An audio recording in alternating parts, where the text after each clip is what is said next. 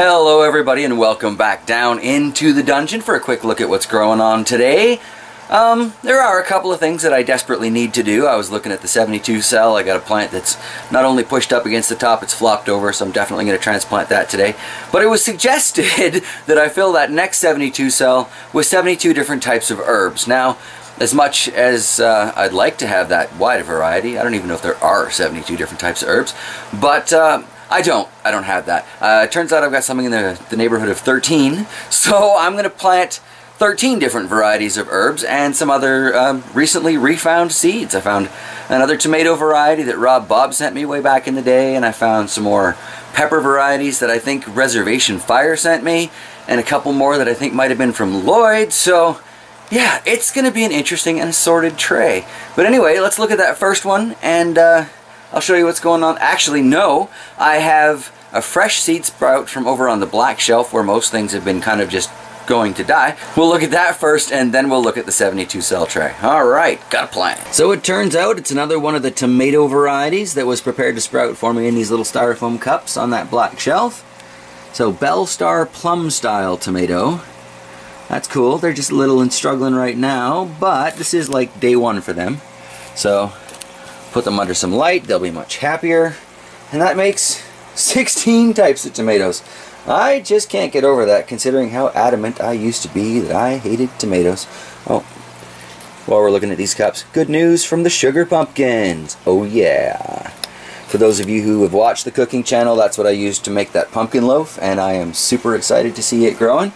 But the necessary transplant today comes from here, where we have this poor ahi. I'm still going to go with Guyana. I'm going to put it into a proper double cup setup and give it a decent dome so it's still protected from the incredibly dry air down here. But yeah, the rest of these I am going to leave in here. And there have been a couple more varieties spread up, but we'll talk about that on Sunday. So I wanted to talk about the necessary transplant today. Alright, so with that nice and safely transplanted, we'll give it a little mason jar humidome, because that seems to fit perfectly on these particular party cups. And I guess I'll take it over to the big purpley red light on the table and give it some time. Or actually, I've moved a whole bunch of things out from underneath the shelf here, so I guess I'll put it down there. There have been a few losses amongst the sand dollars and the garden salsas, but I'm not too worried about it. The numbers still support the goal there. However, you wouldn't believe what I found today. That stupid dungeon critter is back. And there's the last sweet mini bell, now living a little bit more protected. And apparently that little bit of green growth that was coming up on it is all fuzzy and moldy now, so I'm guessing it's officially dead. Great. But here's the other sweet mini bell that I was hoping would be the comeback king. And look what we have here. Exact same situation. So, little bugger.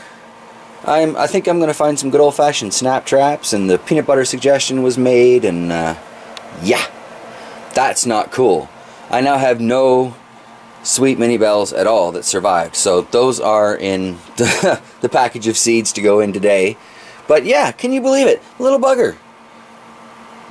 So many other peppers and tomatoes and all this stuff to choose from. Some nice chard right there, but no! Gotta wipe out my mini bells. So rude. On a more positive Swedish pepper note, these little tiny seedlings are from the candy apple peppers that I got at like the Home Depot or something last year. And figured I'd save a few, try and plant them. And lo and behold, I see 1, 2, 3, 4, 5, possibly even 6 places where they are trying to sprout up. So I may not be completely lost for sweet peppers in general, just no sweet mini bells at the moment. Which hurts, man. It's a mean little critter. Anyway, let's get back to the task at hand, which is this 72 cell. I'm not going to bore you with actually planting all these things, but I've got something here I believe to be a saved head from a bee balm flower. That's what I'm hoping that is anyway. Chives, tarragon, sweet marjoram, thyme, oregano, summer savory. I got like 2 different types of parsley here apparently. Got 2 different types of sage here. Now this is what we've got growing around the house, and this is like a broadleaf sage. I believe I planted some of these before, and they both turned out to be this type of sage, so I'll be curious to see what happens there. Got a couple of different types of dill, like a standard dill, and then there's a mammoth dill. What else I got in this pile here? Oh, a couple different types of basil. Thinking about trying my hand at pesto this year if I get enough of that. And then we're getting into the kind of random weird seeds. Anybody ever grown this spinach strawberry plant? Picked it up one day because it looked kind of interesting. Never got around to planting it, so I guess that day is today. We'll see.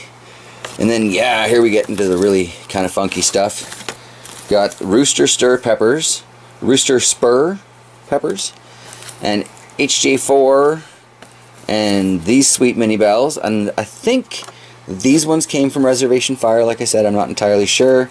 Pretty sure these are from Lloyd. The Phileas Blue, which is basically the little blue peppers that I used to grow, so that's cool. It'd be nice to have some of those around. Now this particular variety I know nothing about, but I will of course plant it and find out. Pizza My Heart certainly sounds like a fun sort of pepper. Lo and behold, found some eggplant seeds. I thought I was completely out of these, but I have another chance to redeem myself with eggplants. And then yeah, I found the seeds for the unpronounceable tomato from Rob Bob. Never did get these to grow and produce for me. I've got a few chances though, so I am hopeful. Alright, so I'm going to rip this open, plant it. We'll check on all of that on Sunday. And then otherwise, all I've really been up to the last couple of days is these particular planters I picked up at one of the dollar stores in Penticton, and I've tried starting seeds in them quite a few times, and everything seems to die. So what I've got in here now, these are those Astrid peperomias, and I've taken a bunch of clippings off of them. I've rooted these fairly easily in a couple other containers, so I figure I might as well put these stupid things to use, trying them that way. These plants seem to be pretty much okay with, what am I looking for here? Getting punished for their living environment, so hopefully this will work out well. Put the little plastic cup back over it because I just did those yesterday. So yeah, we'll see what comes of that. I'm starting to really enjoy the whole house plant concept, which, much like the multi-tomato varieties, really amazes me because I never really saw the point in growing plants that you weren't gonna eat. Oh, gratuitous ladybug shot. Let's see if I can get it. Speaking of ladybugs, let's go check and find out whether or not those ladybug eggs have done anything over on the pepper plant there. Alright, so here we have the ahi panic that's growing under that big Mars hydrolite. And let me see if I can find the leaf. Oh, we had a shot there. Try and zoom in a little bit. It doesn't look like those eggs have done much of anything. No, don't focus. Oh, we had it for a second. Yeah, it doesn't look like they've done much of anything just yet. So we'll check back on those in a few days. Hopefully I can catch some of the larval stage too, because they look like little striped alligator bugs. Really, they look nothing like the ladybugs that they will become in the long run, but otherwise, look how well this plant is doing, getting ready to put those flowers out for me. Hopefully be nice and productive. I enjoyed both the varieties of the ahi panic that I got to try last year. So, either way I'm going to win. As far as the pepper that comes out of this. Should be great for fire salts, should be good for powders. Definitely be good for sauces. So yeah, very excited to have this doing so well as a potential permanent dungeon pepper plant.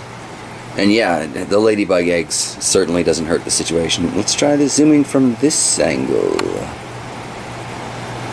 Oh, too close. Definitely getting on time to upgrade my camera, but that's just cash I don't have to lay out right now. Waiting is. Nice looking plant though. I mean, particularly for my indoor gardening experiences. Which, to be perfectly fair and perfectly honest, have not always been great.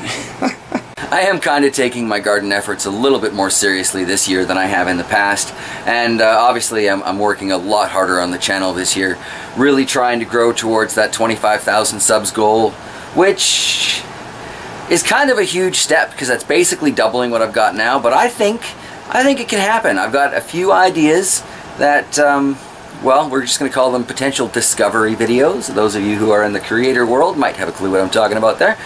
And we'll just see how it goes. Yeah, so I guess that's pretty much it for today. We'll check back on the new tray on Sunday, like I said, and yeah, we'll definitely keep an eye on those ladybug eggs because I totally want to catch the larval stage. And as for the rest of it, well, thank you all for joining me. I really appreciate that so many of you decide to come along and be part of the adventure every day and just see what's going on in Mr. Bear's life. It's really great to have you here. All right, take care, everybody.